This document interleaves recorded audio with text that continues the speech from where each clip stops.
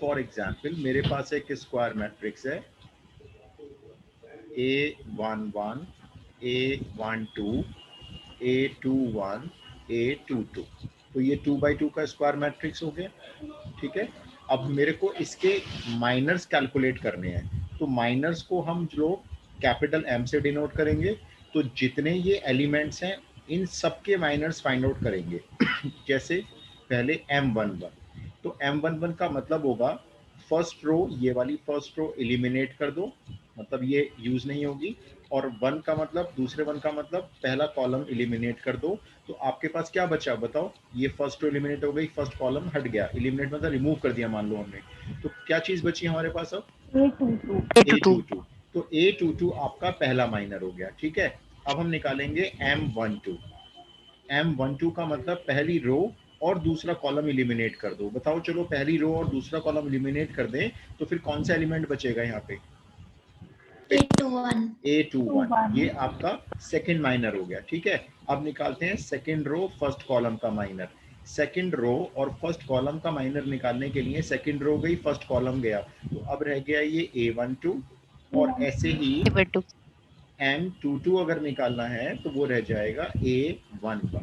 तो ये हमारे 4 माइनर्स हो गए। अभी आप कहोगे ये होते क्या है, तो अभी आप सीखो, क्योंकि आप माइनर्स की हेल्प से को फैक्टर्स निकालना सीखोगे, और को फैक्टर्स की हेल्प से आप मैट्रिक्स का एडजॉइंट बनाना सीखोगे, और एडजॉइंट की हेल्प से आप मैट्रिक्स का इनवर्स निकालना सीखोगे, और फिर इनवर्स की हेल्प से आप वर्ड प्रॉब्लम सॉल्व करने में कैपेबल होंगे, ठीक है। तो एक प्रोसेस है मतलब ये। तो अभी हमने माइनर्स निकाले, अब एक एग्जाम्पल और लेते हैं। इस बार मुझे आप लोग में से कोई बोलना और मैं लिखता चला जाऊंगा यहाँ पे, ठीक है। -7 -3 4 and 2। हाँ आज मम्मी मैंने बादाम ना खाए। बेटा अपना माइक ऑफ कर लो। M11 बताओ। M11 फर्स्ट रो बहुत फर्स्ट कॉलम तेज हो रही हो। 2 है ना, तो ये हमारा 2 हो गया। एक मिनट, मैं वशु को म्यूट कर देता हूँ। तो पहला जो माइनर है M11, इसमें फर्स्ट रो फर्स्ट कॉलम गया तो 2 हो गया। चलो सेकंड माइनर बताओ, first row second column 4 4 correct 4। अब बताएं आप मेरे को सेकंड रो फर्स्ट कॉलम का माइनर -3 -3 करेक्ट, सेकंड रो गई फर्स्ट कॉलम गया, और एक लास्ट माइनर है M22 -7 -7 एब्सोल्युटली करेक्ट। अब यही काम 3x3 मैट्रिक्स में कैसे करेंगे, पहला फटाफट से नोट करना जल्दी से जरा इसको। सर आपने अभी तक सिर्फ माइनर से करा है। हाँ मैंने सिर्फ अभी माइनर्स बताए हैं, वो भी 2x2 मैट्रिक्स के माइनर्स। देखा जाए ना तो हम लोग चैप्टर 4 पे आ गए हैं, लेकिन मैंने आपको पहले कहा था ये 2 चैप्टर नहीं है, आप मान के चलो ये एक ही चैप्टर है। हम लोग मैट्रिसेस एंड डिटरमिनेंट चैप्टर को एक मान के चलेंगे, और जब दोनों खत्म हो जाएंगे फिर हम इसको रिव्यू करेंगे दोनों चैप्टर को एक साथ। अच्छा जी, अब आपने नोट कर लिया तो मेरे को बता देना, मैं 3x3 का लूंगा फिर अब एक एग्जाम्पल। Noted, okay. तो अब हम लेते हैं 3x3 का मैट्रिक्स, ठीक है। एग्जाम्पल नंबर 2 डालते हैं। अब मान लो आपको एक 3x3 का मैट्रिक्स दे देंगे, तो उसके माइनस कैसे कैलकुलेट होंगे। मैं सिंपल नंबर्स लेता हूँ, 1 2 3 3 -1 2 2 4 3, ठीक है, ये है मान लो। तो इसमें आपके टोटल 9 माइनर्स निकलेंगे। तो शुरू करते हैं M11 से। अब देखो M11 में क्या होगा, ये जो फर्स्ट वाली रो है, ये फर्स्ट वाली रो ये यूज नहीं होगी, ठीक है, और ये फर्स्ट वाला कॉलम यूज नहीं होगा। मान लो मैंने इसको ऐसे कट लगा दिया, तो आपको हो गया अब तो 4 एलिमेंट बचे हैं, देखो ये -1 2 4 3। तो आपको क्या करना है, -1 की मल्टीप्लाई करनी है 3 से पहले, और फिर माइनस लगा के 4 की मल्टीप्लाई 2 से। देखो इस तरह से -1 × 3 पहले ये होगा, फिर माइनस लगाने के बाद 4 × 2। इसको सॉल्व करें तो ये -3 -8 ये आ गया -11, पहला माइनर आ गया। बताएं क्लियर है पहला माइनर? यस सर अच्छा, अब देखो M12 में बताओ कौन सी रो यूज नहीं होगी और कौन सा कॉलम यूज नहीं होगा। First row second column first row और ये सेकंड कॉलम हम यूज नहीं करेंगे, ठीक है। चलो फिर हम देखते हैं हमें क्या यूज करना है। हमारे पास देखो फिर से 4 एलिमेंट बचे हैं, तो पहले 3 को 3 से मल्टीप्लाई करो, वर्बली करो इस बार।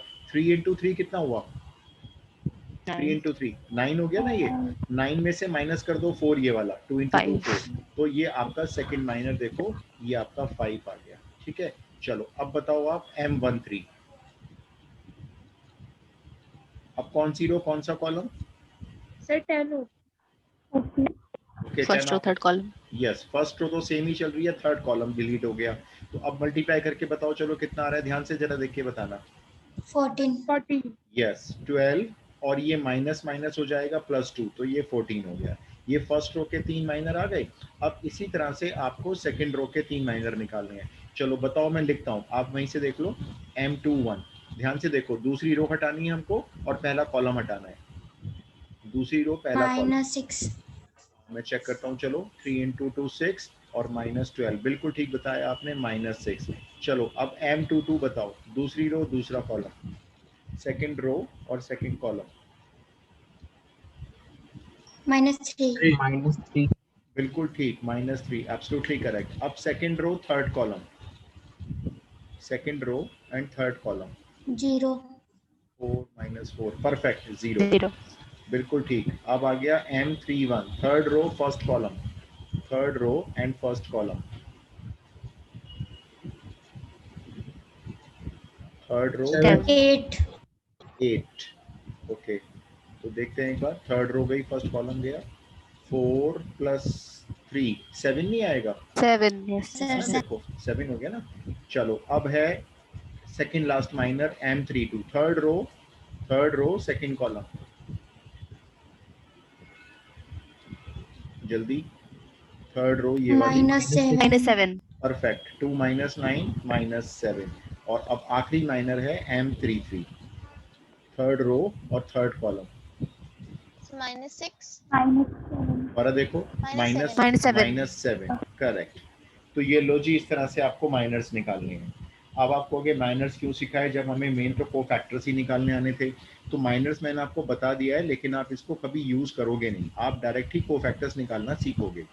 अच्छा, पहले आप ये नोट कर लो, सो दैट मैं इसको हटा दूं। फिर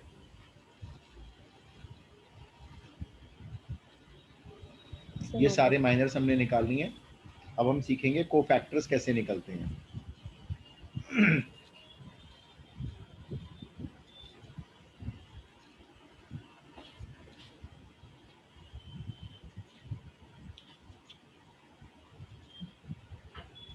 कोफैक्टर्स निकालने हैं। अब आप ये नोट कर लें तो मुझे बताएं, मैं चेंज कर दूंगा।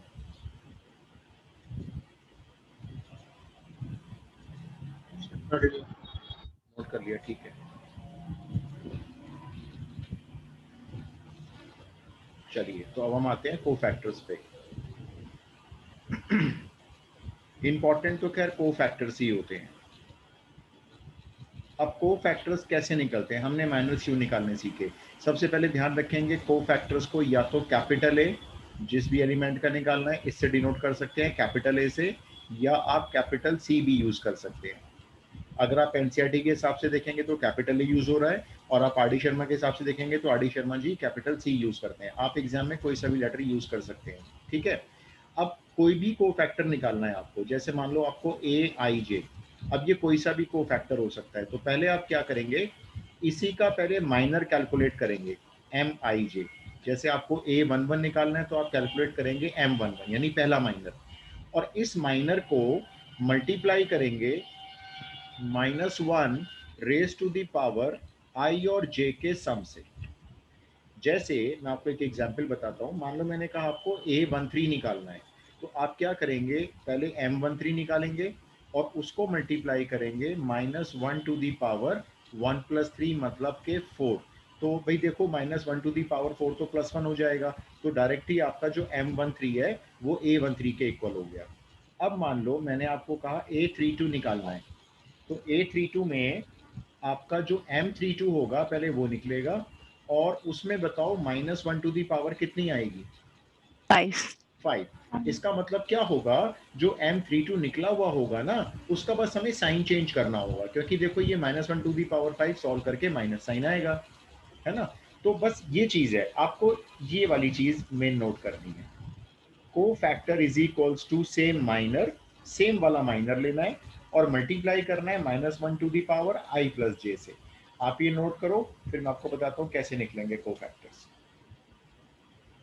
डिनोट आप कैपिटल से भी कर सकते हो, आप कैपिटल सी से भी कर सकते हो, जिससे आपका मन करता है।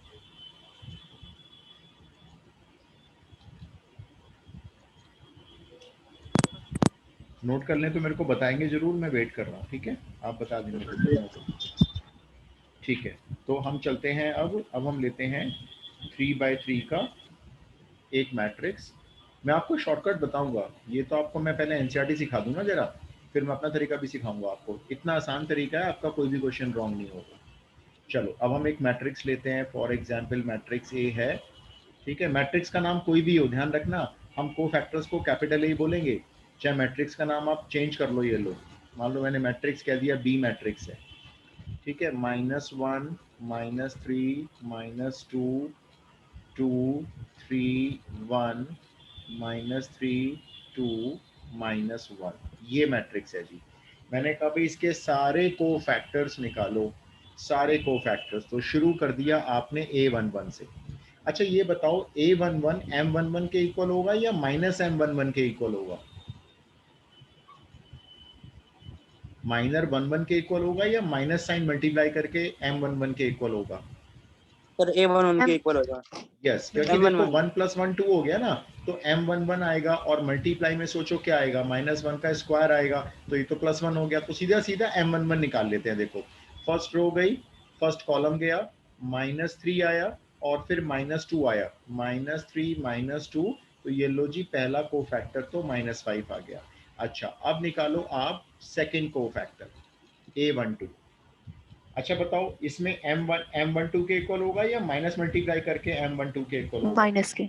माइनस। तो पहले मुझे M12 बताओ, साइन चेंज कर देंगे फिर हम उसका।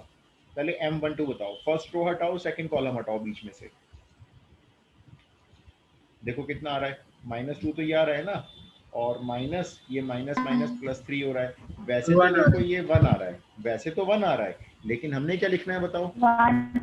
-1, क्योंकि हमें यहाँ पे साइन चेंज करना है। 1 + 2 करेंगे ना तो 3 पावर बन जाएगी वो -1 की, इसलिए हमने देखो साइन चेंज कर दिया।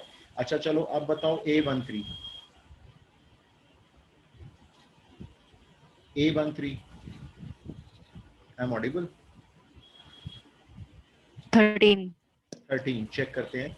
तो फर्स्ट रो गई, थर्ड कॉलम गया, पहले आएगा 4, फिर ये माइनस माइनस +9 हो जाएगा, तो 4 + 9 13, और हमने इसका साइन भी चेंज नहीं करना है क्योंकि ये M13 के इक्वल होगा, और 1 + 3 पावर 4 हो गई है तो इवन आ रहा है, इसलिए ये सेम आ गया। चलो अब आप एक काम करो, जरा फटाफट से सारे कैलकुलेट कर लो, फिर मैं एक साथ सारे चेक करवाऊंगा आपको। जब बस वो जरा साइन वाला सिस्टम ध्यान से देखना है, कहाँ पे साइन चेंज करोगे और कहाँ पे नहीं करोगे, ये जरा मुझे फटाफट से आप लोग कैलकुलेट कर लो, फिर मैं पूछ लेता हूँ एक साथ।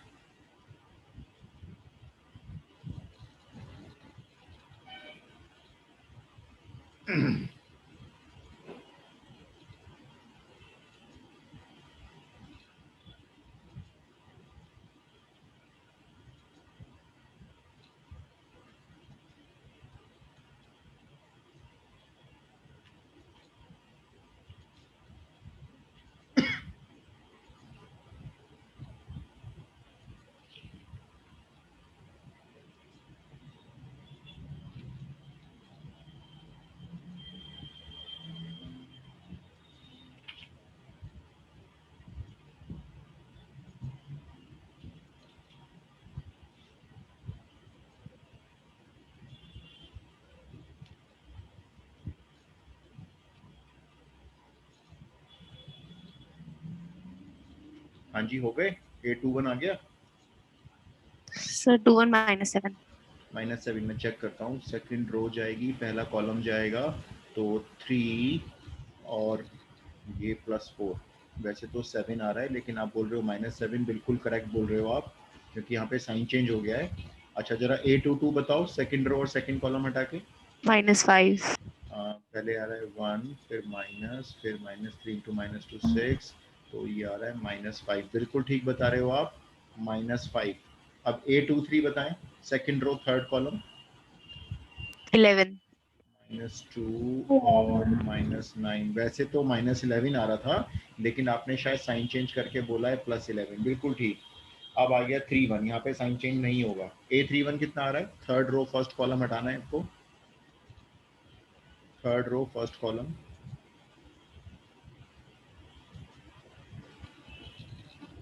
कितना आया? 3. 3 आया, करेक्ट।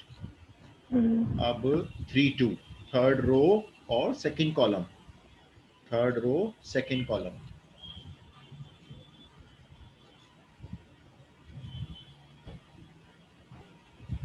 -3 -3, बिल्कुल, क्योंकि वैसे तो +3 आ रहा था, -1 और माइनस माइनस +4, -1 +4 करके वैसे तो 3 आ रहा था, लेकिन साइन चेंज हो गया तो इसलिए -3 हो गया।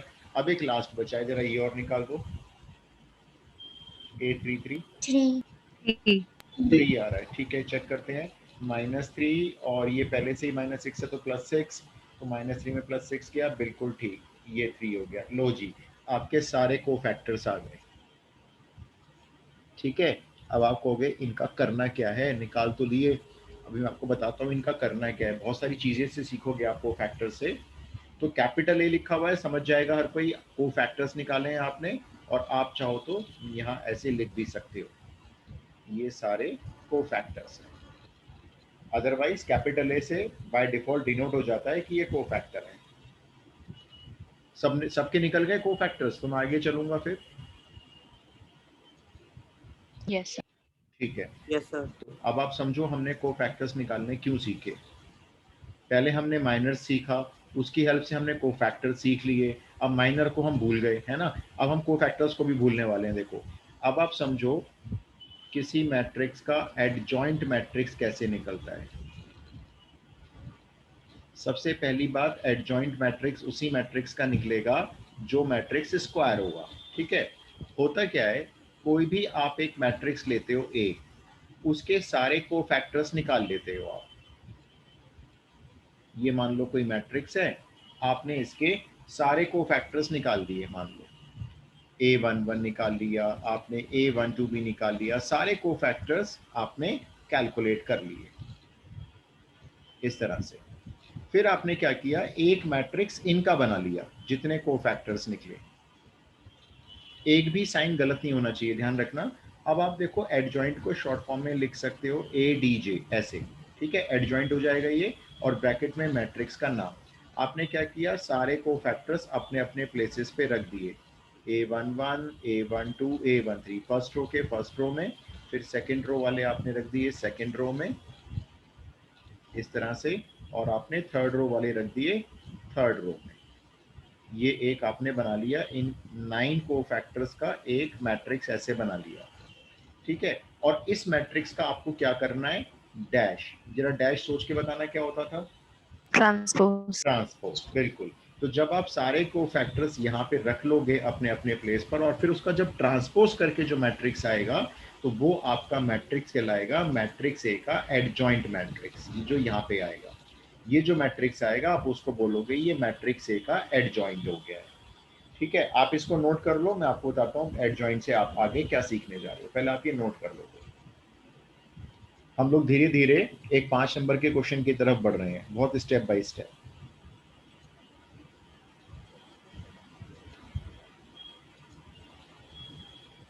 तो किसी भी मैट्रिक्स का एडजॉइंट निकालने के लिए कोफैक्टर्स की जरूरत पड़ेगी, और कोफैक्टर्स आपने निकालने सीख ही लिए हैं, उनका मैट्रिक्स बना के उसका ट्रांसपोज कर देंगे तो एडजॉइंट आ जाएगा। नोट कर लिया? Yes, sir. ठीक है, तो मैं टर्न कर लूं पेज में अगर सबने नोट कर लिया तो। Yes sir. ओके, चलिए अब मैं आपको एक एग्जांपल देता हूं। जैसे एक मैट्रिक्स लेते हैं हम लोग, पहले छोटा सा मैट्रिक्स लेते हैं 2 by 2 ऑर्डर में। ठीक है, 2 3 1 4, ये हो गया। मान लो मैंने कभी इसका एडजॉइंट मैट्रिक्स बनाना है। चलो जी, आपने कहा पहले हम एक काम करेंगे, एडजॉइंट तो बाद में बनाएंगे, पहले जरा इसके कोफैक्टर्स निकाल लेते हैं। अच्छा, कॉन्सेप्ट वही रहेगा, माइनस निकालते जाना और जहां मुझे साइन चेंज करना है बोलते जाना। तो A11 के लिए जरा इस मैट्रिक्स का M11 कैलकुलेट करके बताओ कितना आएगा, बड़ा आसान है ये तो। First row 4. -4 नहीं 1 1 है ना, तो 1 + 1 देखो इवन नंबर हो गया तो +4 आएगा इसलिए, है ना। अब आएगा देखो साइन चेंज, पहले 1 2 निकालो, A12 निकालो पहले, फर्स्ट रो हटाओ सेकंड कॉलम हटाओ। -2 2. कैसे, फर्स्ट रो ये वाली रो कैसे आ रहा है? One one minus one one नहीं आएगा, हाँ 1 आ रहा है ना, तो 1 आ रहा है, तो आपने क्या किया, साइन चेंज करके लिख दिया -1। चलो अब जरा ध्यान से बताना, A21 सेकंड रो और फर्स्ट कॉलम एलिमिनेट कर दो, second row -3 -3 perfect, -3 sign change हो गया। और अब मत करना साइन चेंज, A22 है क्योंकि 2 और 2 इवन हो गया। बताओ ये कितना आ रहा है? 2 2 आ 2 रहा है, ठीक है। अब आपने क्या लिखा है यहाँ पे, adjoint A is equals to, पहले सारे कोफैक्टर्स लिख लिए अपने अपनी जगह पे, फर्स्ट रो वाले फर्स्ट रो में, सेकंड रो वाले सेकंड रो में, और आपने इस पे डैश लगाया, और अगले स्टेप में आपने इसका ट्रांसपोज कर दिया। तो 4 -1 आपका फर्स्ट कॉलम में आ गया, -32 आपका सेकंड कॉलम में आ गया। लो जी, आपके मैट्रिक्स का एडजॉइंट मैट्रिक्स रेडी हो गया। अभी किसी को प्रॉब्लम है तो यहाँ पे पूछ लो पहले आप। सर ट्रांसपोज निकालना कंपलसरी होता है? हाँ, ट्रांसपोज करके जो मैट्रिक्स आएगा ना वही एडजॉइंट होगा। आपने पहले सारे कोफैक्टर्स निकाल लिए, अपनी अपनी जगह पे रख दिया उनको, एक मैट्रिक्स बना लिया, फिर उसको ट्रांसपोज कर दो बस। Okay sir. ठीक है। अच्छा, अब जरा एक चीज ध्यान से देखना, जरा मैं ओरिजिनल मैट्रिक्स से आपको एडजॉइंट जरा कंपेयर करवा रहा हूँ, ठीक है। आप जरा ओरिजिनल मैट्रिक्स को, ये बीच का स्किप कर रहे हैं हम लोग, यहाँ पे जो डायगोनल के एलिमेंट्स थे ओरिजिनल मैट्रिक्स में वो 2 और 4 थे, है ना। और जो एडजॉइंट ए में है, जरा देखो उनका क्या हुआ है, देखो एडजॉइंट रिवर्स में ये दोनों आपस में इंटरचेंज हो गए हैं, डायगोनल के एलिमेंट्स, यही हुआ है ना। अच्छा, अब जरा यस ये भी देखो, जो नॉन डायगोनल के एलिमेंट्स थे, जो नॉन साइन डायगोनल था, चेंज हो गया। बिल्कुल, ये देखो 3 था यहाँ पे, 3 है तो वहीं पे, लेकिन साइन चेंज हो गया। और जो 1 था वो वहीं पर है 1, लेकिन उसका भी साइन चेंज हो गया। तो आप लोग भी ऐसा कर सकते हो डायरेक्ट, ये एनसीईआरटी में दिया हुआ है, एप्लीकेबल है। मतलब क्या, जैसे, अब आप दोबारा समझना मेरी बात, ठीक है, मैं दोबारा से बताऊंगा, देखो एक एग्जांपल देके। अब एक और क्वेश्चन दिया मैंने कहा जी बी मैट्रिक्स है, -7 -3 -4 -2। आपने कहा ठीक, क्या करना है इसका, मैंने कहा इसका एडजॉइंट निकाल दो जरा।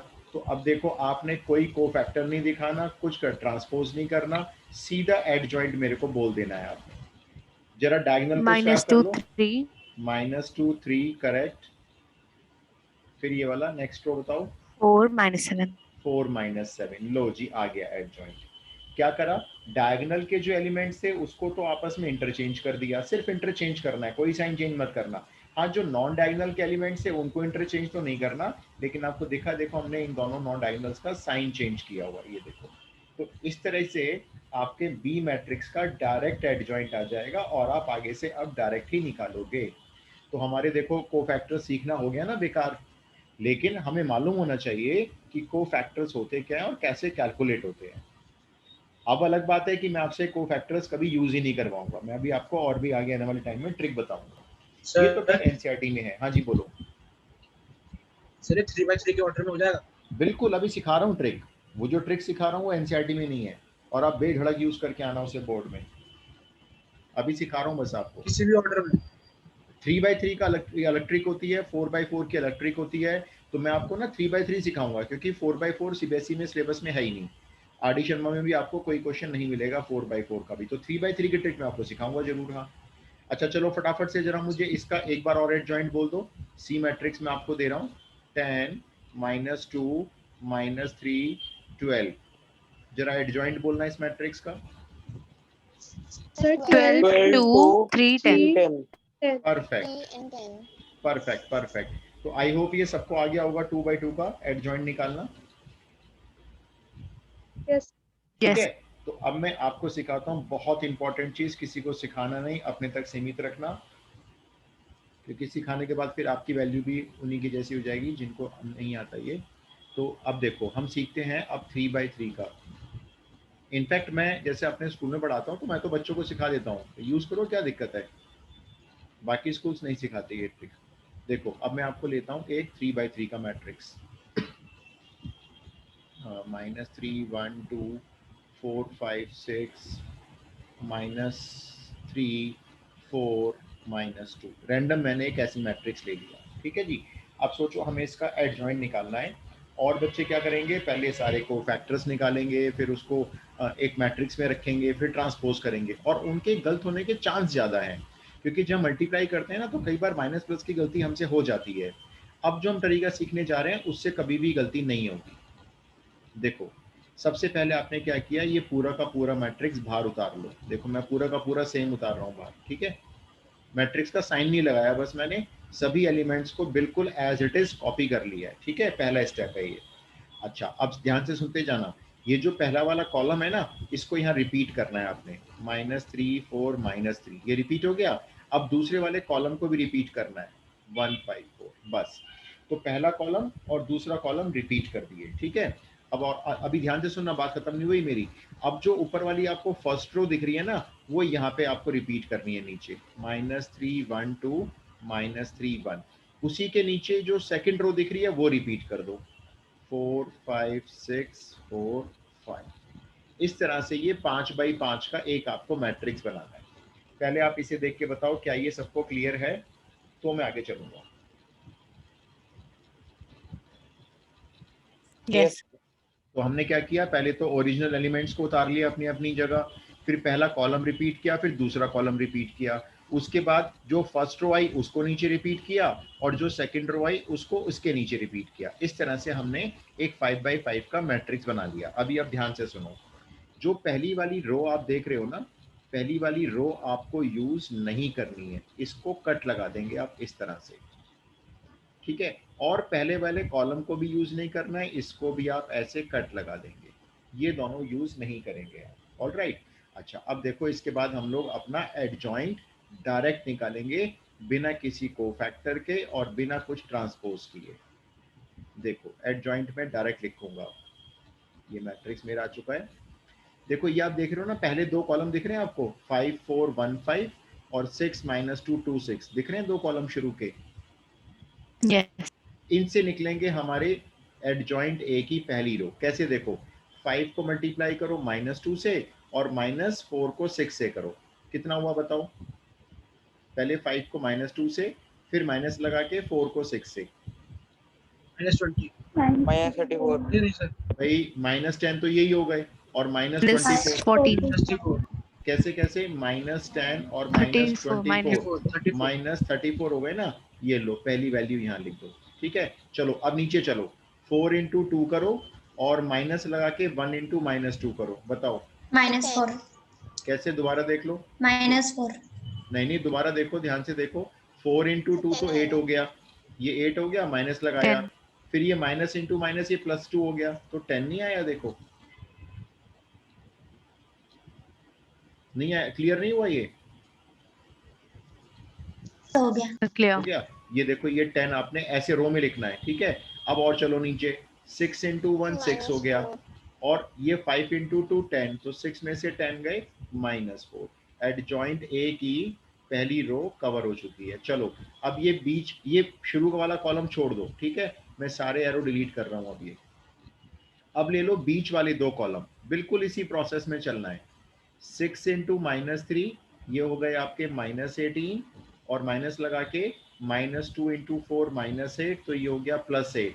सॉल्व करो जी, कितना आया, -18 + 8 -10 -10। चलो अब आप सॉल्व करके बताओ, और नीचे चलो, -2 × -3 कितना आ रहा है बताओ, 12। ओके 12 चलो और नीचे चलो, 4 × 2 -6 × -3 26 26। एब्सोल्युटली करेक्ट, एब्सोल्युटली करेक्ट है, बिल्कुल ठीक, 26। चलो जी बीच वाला भी खत्म हो गया, ये भी सॉल्व हो गया। अब आखिरी के दो पकड़ लो, आखिरी के दो बचे हैं, चलो शुरू करो। 4 × 4 16 64 प्लस 15, बिल्कुल ठीक, 31। चलो नेक्स्ट में आ जाओ, -3 और ये हो गए आपके +12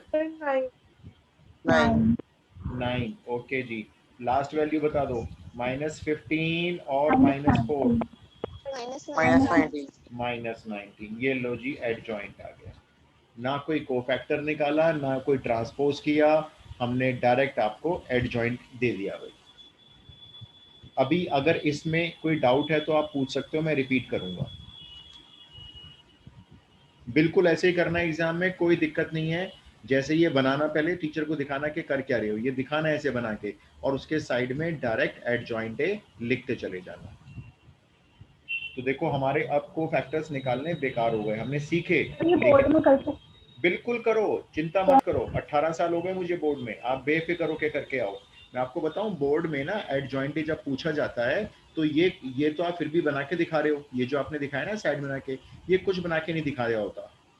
जो टीचर्स के पास सीबीएसई का ब्लूप्रिंट होता है ना कॉपी चेक करने के लिए, उसमें ये कुछ नहीं होता, ना कोई को फैक्टर लिखे होते हैं ना कुछ लिखा होता, सीधा एडजॉइंट होता है उनके पास। वो सिर्फ एडजॉइंट चेक करते हैं, आपने कैसे निकाला है, कौन सा मेथड यूज किया, उनको कोई मतलब नहीं होता। बेफिक्र होकर यूज करना, जो चीज यूज नहीं करने वाली होगी मैं आपको बताऊंगा, चिंता मत करो। ठीक है जी, क्लियर है सबको एडजॉइंट है 3x3 का? Yes, sir. तो अब मैं आपको दे रहा हूँ एक, आप मुझे जरा एडजॉइंट निकाल के दिखाओ एक, ठीक है? ये लो मैं क्वेश्चन देता हूँ आपको, ध्यान से करना, गलती नहीं होनी चाहिए, एक भी एलिमेंट आपका मिसमैच नहीं होना चाहिए, मेरे आंसर से पूरा आपका मैच होना चाहिए। मैं आपको देता हूँ एक मैट्रिक्स को,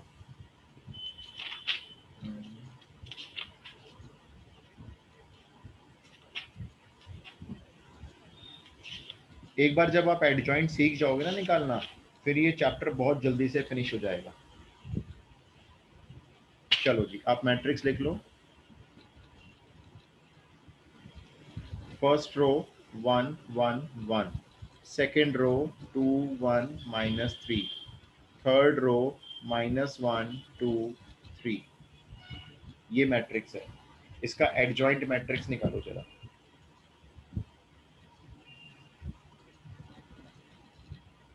आप लोग अपना प्रोसेस शुरू कर दो, मैं अब नहीं कर रहा हूं दोबारा से, और आप लोग मेरे को डायरेक्ट एडजॉइंट बोलना। निकाल लो, पहले सारे आराम से निकाल लेना।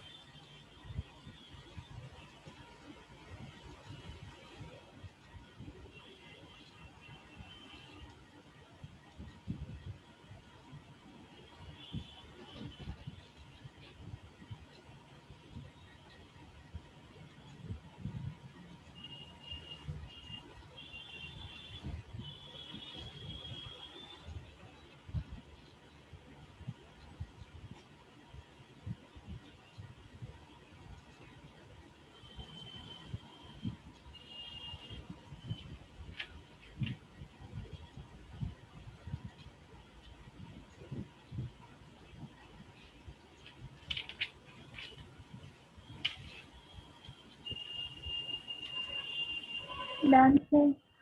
ग्रेट, देखो ये कितना फास्ट हो जाएगा अब आपका काम। अच्छा मुझे जरा Done.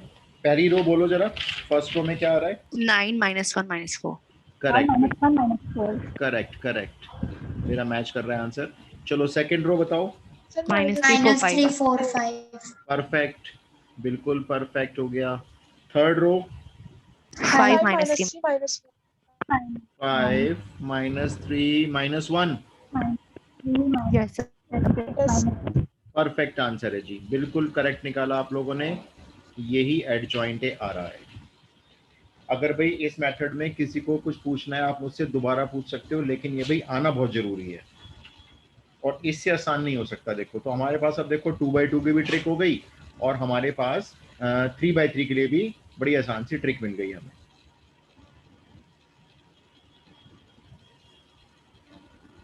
क्या हम आगे चल सकते हैं भाई?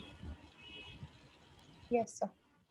ओके, अच्छा अब मैं आपको एडजॉइंट ए की कुछ प्रॉपर्टी बताता हूँ। बहुत सारी प्रॉपर्टी है, धीरे धीरे करके सारी सीखेंगे, कुछ एनसीईआरटी की कुछ एक्स्ट्रा होंगी। तो यहाँ पे हम एक स्टार लगाते हैं।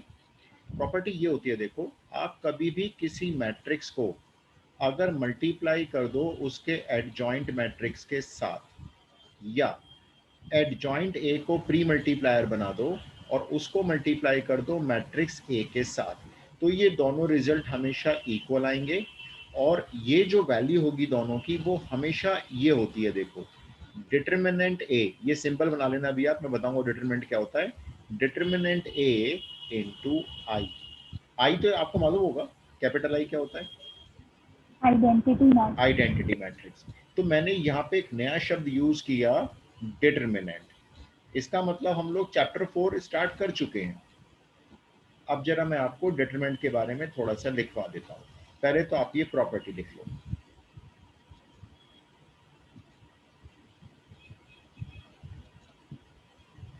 पहले आप ये प्रॉपर्टी लिख लो, फिर मैं आपको लिखवाता हूँ उसके नीचे डिटरमिनेंट होता क्या है। Written. ओके, अब देखो डिटरमिनेंट के बारे में हम एक लाइन लिखते हैं पहले, तो फिर मैं आपको समझाता हूँ। टू एवरी स्क्वायर मैट्रिक्स, आप ये नोट कर लेना, to every square matrix a number is associated. To every square matrix a number is associated is called determinant of the matrix. Determinant of the matrix, comma, denoted by या तो ये modulus वाला symbol लगा सकते हो, जैसे ये, इसको रीड करेंगे डिटरमिनेंट है, या फिर आप ऐसे भी लिख सकते हो, शॉर्ट फॉर्म में लिखो DET, डिटरमिनेंट हो गया, ब्रैकेट में मैट्रिक्स का नाम लिख दो, इस तरह से। तो हर कोई मॉडुलस से लगाना ज़्यादा पसंद करता है, वो मॉडुलस से नहीं है, लेकिन अब उसको हम मैट्रिक्स के ऊपर अगर लगा रहे हैं तो वो डिटरमिनेंट ही है। अच्छा, अब मैंने फर्स्ट लाइन में लिखवाया टू एवरी स्क्वायर मैट्रिक्स। इसका मतलब ये है कि डिटरमिनेंट किसका निकलेगा, जो मैट्रिक्स स्क्वायर होगा। अगर मैट्रिक्स शेप में स्क्वायर नहीं है तो उस मैट्रिक्स का डिटरमिनेंट भी नहीं है। और डिटरमिनेंट कोई आपसे पूछे ना कि डिटरमिनेंट क्या होता है, तो डिटरमिनेंट खाली एक नंबर होता है। मैट्रिक्स क्या होता है, मैट्रिक्स कुछ नंबर्स का अरेंजमेंट होता है। ठीक है, तो ये फर्क है। देखो, मैट्रिक्स कुछ नंबर्स का अरेंजमेंट है, रोज और कॉलम्स में जो हम करते हैं, और डिटरमिनेंट क्या है, जितने स्क्वायर मैट्रिक्स हैं, जितने भी, उन सब के साथ एक नंबर एसोसिएट किया गया है, उस नंबर को हम बोल रहे हैं डिटरमिनेंट होता है। अच्छा, अब वो निकलेगा कैसे फिर? अब क्वेश्चन आता है, अगर वो नंबर एसोसिएट है स्क्वायर मैट्रिक्स के साथ, तो भाई निकालेंगे कैसे? तो जरा ये भी सीखते हैं। पहले आप ये नोट कर लो ताकि मैं फिर पेज टर्न कर सकूं। So noted. ठीक है, तो पहले हम लेते हैं एक 2x2 स्क्वायर मैट्रिक्स का डिटरमिनेंट। एक एग्जाम्पल करते हैं हम लोग। एक मैट्रिक्स आपको दिया गया, आपको बोला जी ये एक स्क्वायर मैट्रिक्स है, 4 3 -1 2, जरा इसका डिटरमिनेंट बताएं। तो आपने सिंबल बना दिया ये। देखो बड़ा आसान होता है 2x2 में, तो आप लोग अभी करके भी आए हो। पहले 4 को 2 से मल्टीप्लाई कर लो, 8 हो गया, बीच में माइनस लगा दो, फिर -1 को 3 से मल्टीप्लाई कर लो, -3, बीच का माइनस प्लस हो गया, लो जी ये तो 11 है। तो 11 जो है इस मैट्रिक्स का डिटरमिनेंट है। ये नंबर कुछ भी आ सकता है, 0 11 -11 √2। कहने का मतलब रियल भी आ सकता है, नॉट रियल भी हो सकता है, कोई फंक्शन भी हो सकता है, sin x cos x भी आ सकता है सॉल्व करने के बाद। क्लियर हुआ 2x2 का डिटरमिनेंट कैसे निकला? Yes, sir. Yes, sir. चलो जरा ये लो, जरा आप मुझे एक बता दो जरा निकाल के। ये लो एक example.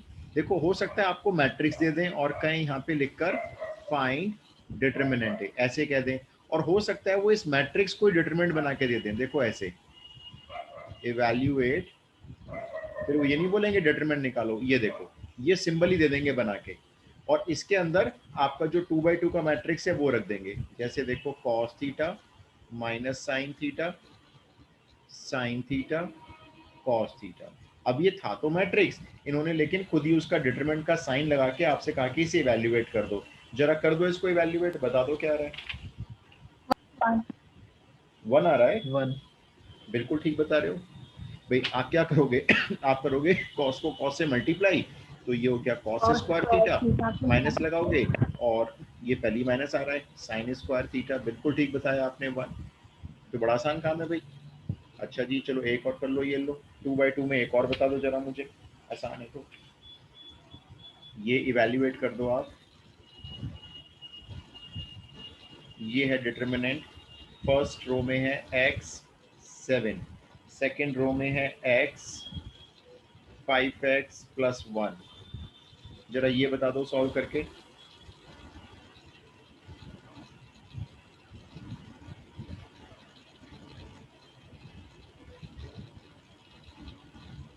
Sir 5x square minus 5x square minus 6 perfect answer, बिल्कुल ठीक बता रहे हो आप।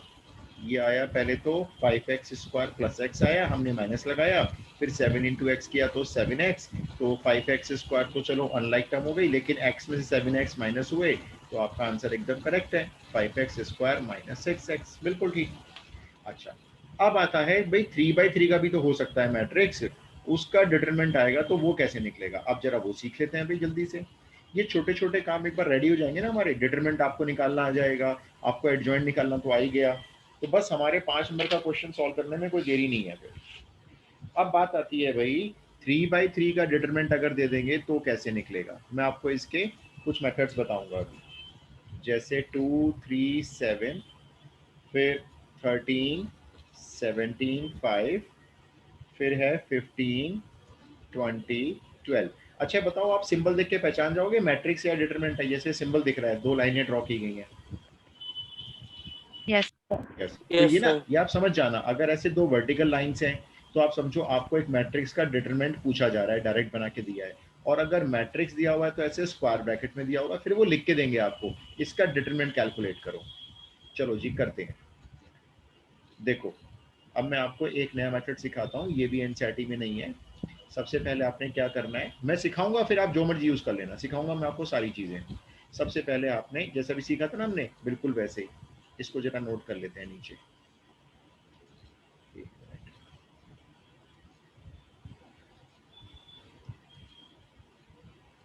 हाँ जी, तो इसको हमने नोट कर लिया, 2 13 15, ठीक है, जैसा भी सीखा था ना बिल्कुल वही कर रहा हूँ, देखो मैं ये। और फिर आपकी लास्ट कॉलम में है 7 5 12, ठीक है। फर्स्ट वाले कॉलम को रिपीट कर दो, 2 13 15, सेकेंड वाले कॉलम को रिपीट कर दो, 3 17 20, बस, ठीक है। कोई रो रिपीट मत करना, जैसे पहले कितने एडजॉइंटिंग, बस इतना इतना ही करना है। अब देखो हम इसका डिटरमिनेंट कैसे वैल्यूएट करेंगे। अब आपको क्या करना है, लेफ्ट कॉर्नर से स्टार्ट करना है ऐसे, और 3 वैल्यूज को मल्टीप्लाई करना है, जैसे 2 इंटू 17 इंटू 12, इन तीनों को मल्टीप्लाई कर दो। थोड़ा सा ज़्यादा काम बड़ा हो गया ये कितना हो गया, 34 इंटू 12, 408 हो गया, ठीक है, मैंने कर लिया। चलो अब नेक्स्ट एलिमेंट पे आ जाओ, 3 से आ जाओ, 3 के नीचे भी इन तीनों को मल्टीप्लाई कर लो, कितना हो गया देखना, 3 इंटू 5 15, 15 इंटू 15, प्लस कर देना इसमें जो भी आएगा 225। 225। चलो आगे चलो, 7 इंटू 13 और इंटू 20, तो ये हो गए 91, 13 7 जा 91, 1280 हो गया ना, 1820, वो भी इसमें प्लस कर दो। अच्छा आगे चलो, आगे चलते हो तो आप 2 पे आ जाते हो। अब आप 2 में देखते हो कि 3 एलिमेंट पूरे हो ही नहीं पाएंगे, देखो 2 इंटू 17 और नीचे खाली जगह हो गई, तो बस इसका मतलब आपको यहाँ पे स्टॉप करना है। ये सारे नंबर एक ब्रैकेट में रख लिए गए, ठीक है, फिर बीच में माइनस लगाया, फिर से एक ब्रैकेट स्टार्ट हुआ। अब हम ऐसे चलेंगे नीचे से उल्टे, यहाँ से 15 से, जैसे अभी गए थे ना ऊपर से आए थे, अब हम ऐसे चलेंगे 15 इंटू 17 इंटू 7, तो मैं रफ में कर लेता हूँ भाई, काफी मल्टीप्लाई आ गई है ये तो। कितना आ रहा है, 1785। ठीक है चलो जी, आपने अच्छा किया मल्टीप्लाई कर लिया। अब नेक्स्ट में आ जाओ, अब 20 पे आ जाओ, 20 इंटू 5 इंटू 10, ये तो जल्दी हो जाएगा, 200 हो गया, 200 हो गया ना, 100 इंटू 2 है ना। अब नेक्स्ट में आ जाओ, 12 इंटू 13 इंटू 3, कितना हो गया देखना कोई बच्चा, 12 इंटू 13 इंटू 3, 468। ये लो जी, ये भी पूरा हो गया, क्योंकि आगे जाओगे तो 3 एलिमेंट पूरे नहीं होंगे। अब जरा ये शुरू की 3 फिगर ऐड करना भी कोई बच्चा, और कोई बच्चा ये बाद वाली 3 फिगर ऐड कर लो जरा,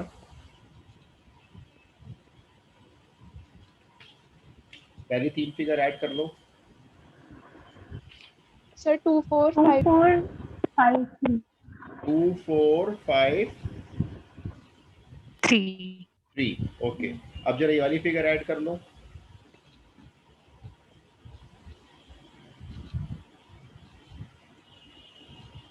to four five same three है। 4 5 ओ ये तो 2453 2453 दोनों सेम है, तो आंसर क्या हुआ इसका?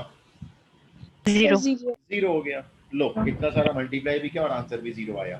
खैर कोई बात नहीं। तो आपको एक मेथड मैंने ये सिखाया है डिटरमिनेंट की वैल्यू निकालने का, और इस मेथड का नाम होता है, आप लिख भी सकते हो, सैरस डायग्राम। फिर 10th में भी था ना? यस, ये सैरस ने ना कई सारी चीजें निकाली हुई हैं, इसलिए इसको सैरस डायग्राम बोलते हैं। और इससे आप कोई भी डिटरमिनेंट इस तरह से इवेल्युएट कर सकते हो 3/3 का। ठीक है, अब मैं आपको एक छोटा सा दूंगा, ये तो काफी बड़ा मल्टीप्लाई करना पड़ा, बड़ी बड़ी वैल्यूज आ गई थी। इनफैक्ट इतना बड़ा मल्टीप्लाई नहीं करना पड़ता, जल्दी हो जाता है मतलब।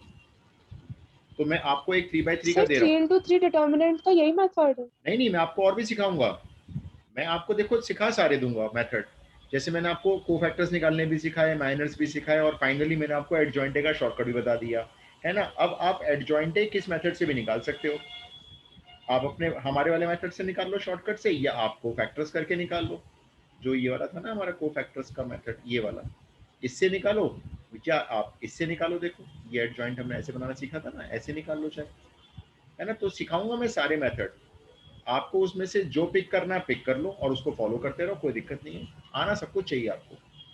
चलो जी, अब मैं आप सबको एक डिटरमिनेंट दे रहा हूँ 3/3 का। आप मुझे जरा उसको सैरस डायग्राम से इवेल्युएट करके जल्दी से बता दें, फिर हम आज यहीं पे स्टॉप करेंगे। आज जो सीखा है हमने, आज काफ़ी सारी चीज़ें कवर कर ली हैं। एक मिनट में आपको एक डिटरमिनेंट दे देता हूँ। ये लो जी, डिटरमिनेंट को लो आप। 2 3 -5, फिर 7 1 -2, फिर -3 4 1।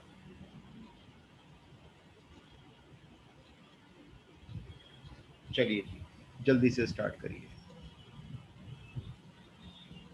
इस डिटरमिनेंट की जरा मुझे वैल्यू बताइए निकाल के।